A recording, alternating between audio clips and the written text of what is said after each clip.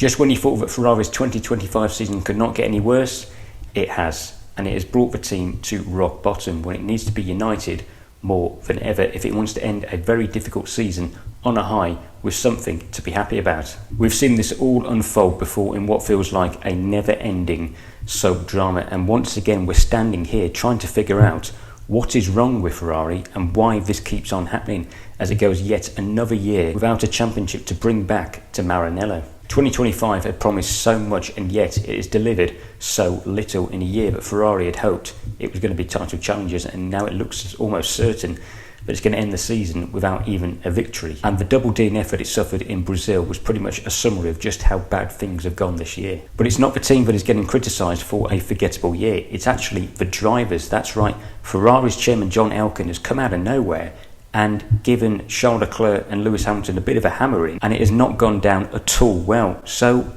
just what is going on at Ferrari? Elkann's comments came just a day after Ferrari suffered its second double DNF in the last 7 races in Brazil, where it lost a good haul of points and even a potential podium. So this was clearly in reaction to Ferrari losing crucial ground as it tries to battle Mercedes and Red Bull for second place in the Constructors' Championship. So this is what Elkann had to say. If we look at the Formula 1 Championship, we can say that on one hand we have our mechanics, who are basically winning the championship with their performance and everything that has been done on the pit stops. If we look at our engineers, there's no doubt that the car has improved. If we look at the rest, it's not up to par. And surely we have drivers for whom it is important that they focus on driving and talk less, because we still have important races ahead of us, and getting the second place is not impossible. As soon as his comments were made public, they did not go down well. And you wonder if he didn't mean them to come across in the way that they have, because it does look as though that he is pointing the finger at both Leclerc and Hamilton and blaming them for Ferrari's poor season. There has been talk as to whether the comments weren't necessarily directed at both drivers and maybe just the one, but I don't really think it matters when no names were mentioned. At the end of the day, this looks a bit like it's a bit of a kick up the arse of both of them to just get their heads down and focus on maximising these last 3 races. I see this as perhaps Elkann trying to almost rally the team together and motivate them to end the year on a high. But instead this has come across that he's indicating that the team has performed well but the drivers haven't, because there's been too much outside noise from them. I think also Elkann's comments can also be interpreted as his way of just reminding the drivers that no matter who they are, no matter the person, no matter the individual, nobody is bigger than Ferrari. So being so open to the media about the team's persistent struggles is not a good look, and it's certainly not good for team morale. It's interesting that Elkann referenced both the mechanics and the engineers in such a positive light. Now, I don't disagree that there has been improvements, certainly in the pit stops. Ferrari's pit crew may not be the fastest, but they certainly have been the most consistent up and down the pit lane this year, as the DHL rankings show. They clearly have made a significant step forward in that area since Fred Vasseur took over as team principal. But to then go on and say on top of that that the car has improved was just completely bizarre, because it couldn't be further from the truth. The stats do not lie. Ferrari has gone from almost winning the Constructors' Championship in 2024 to now sitting in 4th place, and they are now miles off McLaren, the team who narrowly beat them to that crown. And to make matters worse, they're even behind Red Bull, who were all considered just to be a one-car team. So how can Elkann sit there and say that Ferrari's improved when they are so far off compared to last year?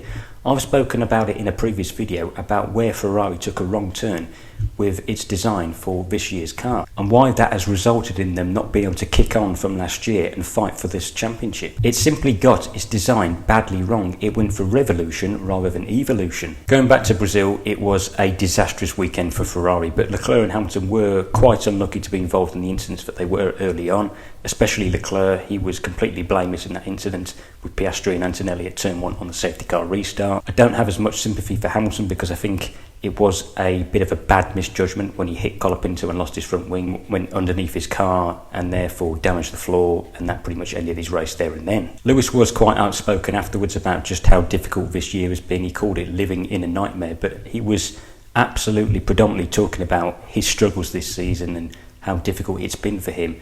He was not talking about Ferrari's season as a whole. I get the feeling that this was one, or maybe even perhaps the main trigger for Elkann to make the comments that he did. But what did he expect from a driver who has always been open and honest, wears his heart on his sleeve? He knew exactly what he was getting when he signed Lewis in the first place. What's interesting is how Leclerc and Hamilton have responded to this, as they've both taken to social media with their own messages.